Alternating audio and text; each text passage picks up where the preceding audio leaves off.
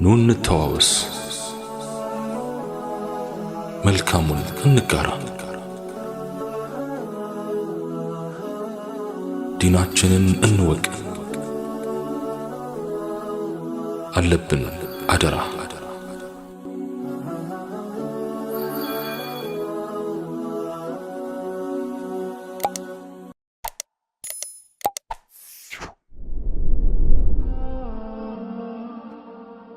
السلام عليكم ورحمة الله. أبو هريرة رضي الله عنه بورت حديث عندي رسول عليه الصلاة والسلام بمعراج لليت جبريل يزوات شو ودلاين يو ألم أمي وطابت كيسيه كميسك يبلت ليو مع عزال لو شتا يشتا شوال ينجزي رسول عليه الصلاة والسلام جبريل نيت أي قتال አንተ ጅብሪል ሆይ ምንድነው ይህ የሚሸተኝ ልዩ ሽታ? ጅብሪልም አላቸው ይህማ የሚሸቱት ልዩ ሽታ የፊርዓውን ልጅ ጸጉር ሰሪና የልጆቿ ነው። ረሱልም ዓለይሂ ሰላቱ ወሰላም ማናት እሷ? ነገሯስ ለዚህ ያበቃ ነገር ምን ይሆን በማለት ጠየቁ። ጅብሪልም ለዚህ ወድ ደረጃ ያበቃትን ስራዋ በሰማይ ቀበሌ ያነገሳትን እና የፈጸመችውን ዘመን የማይሽረው ታሪኳን ነገራቸው። ታሪኩ እንግዲህ ከዚህ ይጀምራል። አዎ እሷ ማናት? ለዚህ ያበቃትስ ነገር ምን ይሆን? አብረን እንስማ። በዘመነ ፊርዓውን ጊዜ የሚኖሩ ሁለት አማኝ ባልና ሚስት ነበሩ። ሁለቱም ሲኖሩ እምነታቸውን በድብቅ እንጂ በግልጽ አያራምዱም። ለዚህም ምክንያት የዘመኑ የግብጽ ገዥ የነበረው ፊርዓውን ይህንን ስለሚከለክልና በሌላ እምነት ላይ የተገኘን ሰው ስለሚገድል ነው። ይህ ባልከፋም ነበር። ልመለክ፣ ሊገዙኝ፣ ሊሰግዱልኝ፣ ሊጠይቁኝ የምገባው ጌታ እኔ ብቻ ነኝ ማለቱ እንጂ። ታዲያ ከነዚህ ሁለት ታማኞች መካከል ባልየው ለፊርዓውን ቅርብ ሰራተኛው ነበርና ይህ አህዳዊ እምነቱ ታውቆበት ለፊርዓውን ወሬው ይደርሳል።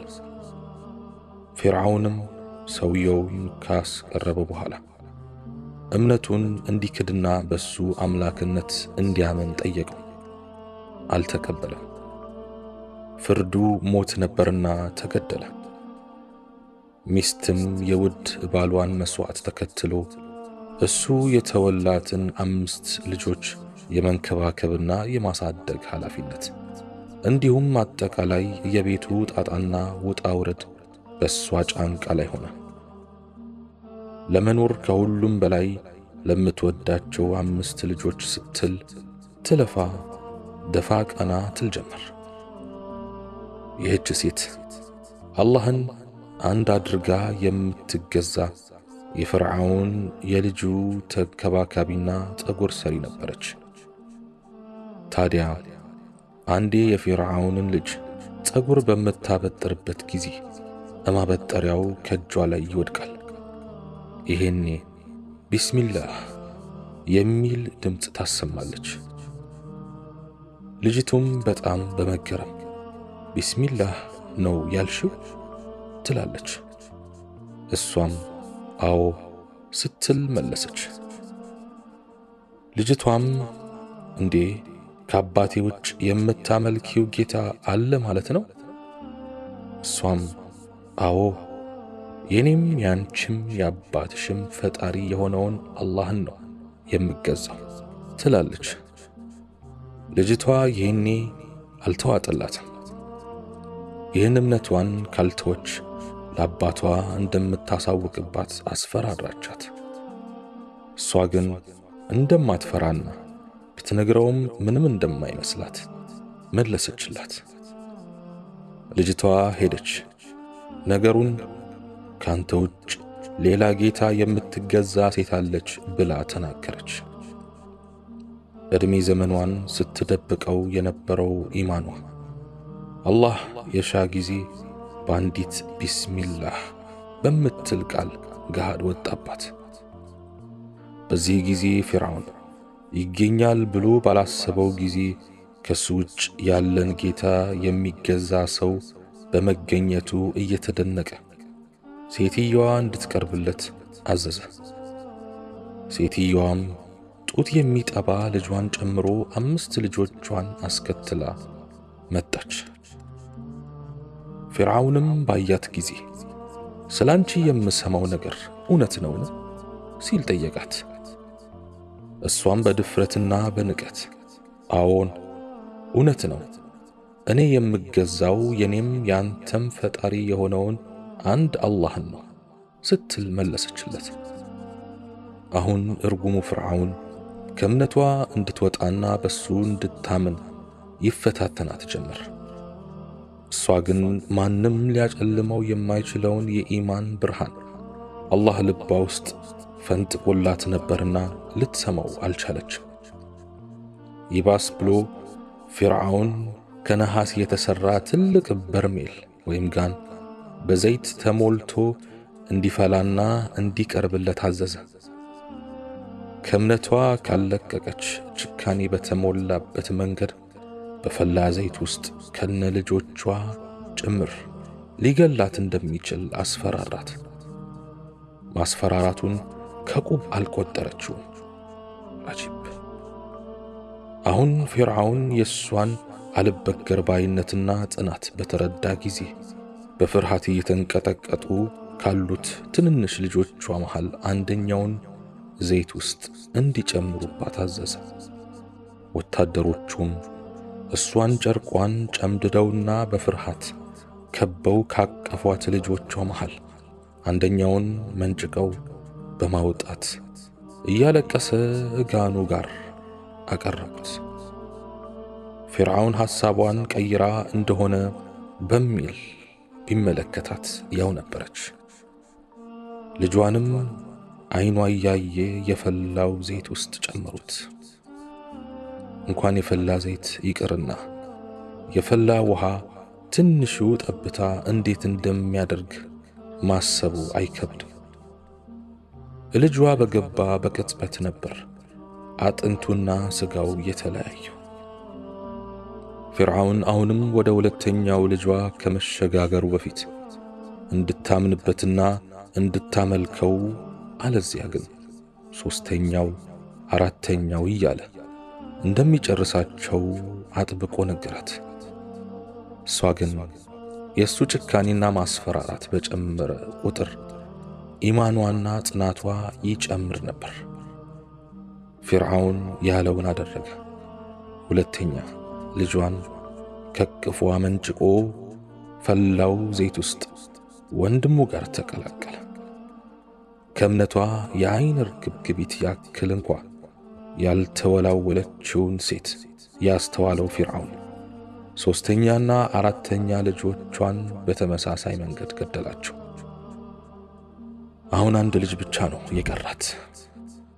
ያ ከነፍሷ በላይ የምትሳሳለት ምድርን ከተቀላቀለ በቅጡ እንኳን ወራቶችን ያላስቆጠረ ሙሉ ቀኑን በእናቱ እቅፍ ውስጥ የሚውለው ጡት የሚጠባው ልጅ።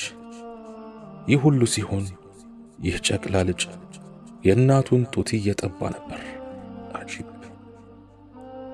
መተው አንድ የቀራትን ልጅ ሲነጥቋት በአራቱ ልጆቿ የታገሰችውን ለዚህ ልጇ መታገስ አልቻለችም። 1000 ነፍስ ኑሯት በሺውም ብትሰዋለት የምትመርጠውን ምንም የማያውቅ ልጇን የፈላ ዘይት ውስጥ ሊጨምሩት እንደሆነ ስታውቅ አልቻለች። ከጡቷ ላይ አላቀው ሲወስዱትና ከሷ በመለየቱ በጩኸት የሚያለቅሰውን ልጇን ስታይ እንዳለፉት ልጆቿ ዝም የምትልበት አቅም አላገኘችም። አለቀሰች። ይህን ጊዜ ነበር ሁሉን ቻይ የሆነው የፈለገውን ለማድረግ ከምንም የማይፈልገው አላህ በልጁ ላይ ተአምሩን ያሳየው። እንዲያ እየተንሰቀሰቀች ስታለቅስ ድንገት በጆሮዋ ለማመን የሚከብዳትን ንግግር ሰማች። ልጇ ነበር ያናገራት። አዎ ሁሉን ቻይ የሆነው አላህ ሱብሓነሁ ወተዓላ እንዲናገር ፈቀደለት። እናቴ ሆይ ታገሺ፣ አንቺ እኮ በእውነተኛ መንገድ ላይ ነሽ ሲል ሰማችው። ከዛ ድምፁ ተቋረጠ፣ ራቀ። ዕጣ ፋንታው የሆነውን የሞት ጽዋ በጨቅላ ዕድሜው ቀመሰ። ይህች ምስኪን ሴት አሁን ምንም አልቀራትም። 5 ነፍሷን ባንዴ ሰጠች። ወደሚንከተከተው ዘይት ተመለከተች።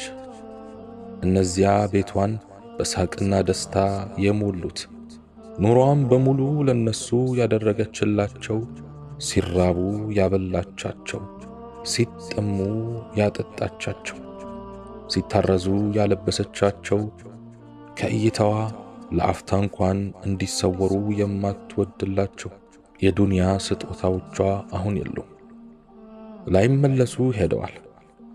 ይህን ሁሉ ግፍ ግን ፊርዓውን ባዘዛት የኩፍር ንግግር ማስወገድ ትችል ነበር።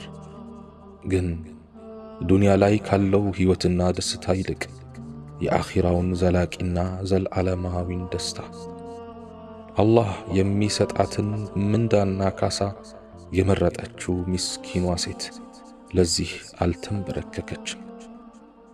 አሁን እሷ ብቻዋን ቀርታለች። የእሷን መሞትና ከልጆቿ ጋር መቀላቀል እየተጠባበቀች ነው። ፊርዓውንም እንዲገሏት አዘዘ።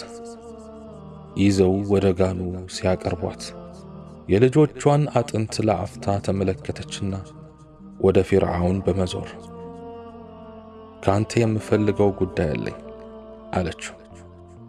እሱም ምን እንደሆነ ሲጠይቃት ከሞቴ በኋላ የኔንም የልጆቼንም አጥንት በአንድ ሰብስባችሁ አንድ ቀብር ውስጥ እንድትቀብሩን እፈልጋለሁ አለችው። ከዛም አይኗን ጨፈነች፣ እጋን ውስጥ ተጣለች። ልጆቿን ይዛ ወደ አላህ ጀዛ። ሱብሓነላህ፣ ምን አይነት የኢማን ጽናት ቢኖራት ነው! በእርግጥ የደረሰባት ፈተና በእኛ አይን ሲታይ እጅግ ከባድና ዘግናኝ ነው።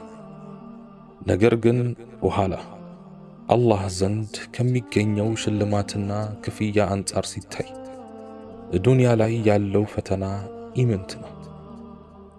አላህ ባሮቹን ይፈትናል። ፈተናውን በሚገባ የሚወጡት ግን ጥቂቶች ናቸው። ረሱል ዓለይሂ ሰላቱ ወሰላም እንዲህ አሉ፣ የክፍያ ክብደቱ በላእ ወይም ፈተና ከመክበዱ ጋር የተያያዘ ነው። አላህ ሕዝቦችን ሲወድ ይፈትናቸዋል። በፈተናው የወደደ የአላህን ውዴታ ያተርፋል፣ የተቆጣ ቁጣን ያተርፋል። ትርሚዚ ዘግበውታል። አላህ ተፈትነን የምናልፍ ያድርገን። እኔም በተናገርኩት እናንተም በሰማችሁት የምንጠቀም ያድርገን።